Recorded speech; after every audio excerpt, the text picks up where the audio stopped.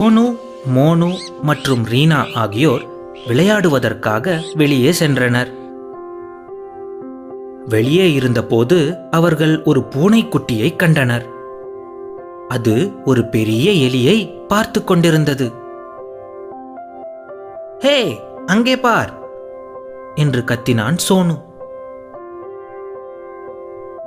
ஒரு சிறிய எறும்பு அந்த பெரிய எலியை நோக்கிச் செல்வதை ரீனா பார்த்தாள்.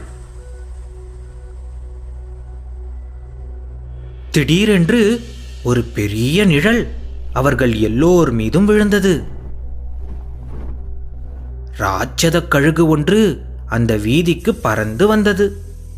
அந்த தெருவில் ஒரு சின்னஞ்சிறிய எறும்பு, ஒரு சிறிய பூனைக்குட்டி, ஒரு பெரிய எலி மற்றும் ஒரு ராட்சத கழுகு ஆகியவை இருந்தன. அந்த 3 புத்திசாலித்தனமான குழந்தைகளும் இப்போது என்ன செய்வார்கள்?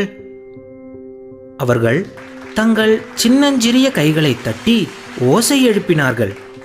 கழுகு அதன் பெரிய இறக்கைகளை விரித்து அங்கிருந்து விலகி பறந்து சென்றது. ரீனா அந்த எறும்பை ஒரு இலை மீது ஏறுமாறு செய்தாள். பின்னர் அவள் அந்த இலையை ஒரு சுவரின் மேல் விட்டுவிட்டாள். அந்த எறும்பு சர்க்கரை துகளை கண்டது. அதை எடுத்துக்கொண்டு தன் வீட்டிற்கு ஓடியது. அடுத்து அந்த பெரிய எலி பாதி சாப்பிட்ட நொறுக்கு தீனி ஒன்றை எடுத்துக்கொண்டு மீண்டும் கழிவுநீர் கால்வாய்க்குள் சென்றது. பின்னர் அந்த சிறிய பூனைக்குட்டி மியாவ் என்று கத்தி தனது பாதத்தை நக்க ஆரம்பித்தது. மோனு அந்த பூனைக்குட்டிக்காக ஒரு கிண்ணத்தில் கொஞ்சம் பால் கொண்டு வந்தான்.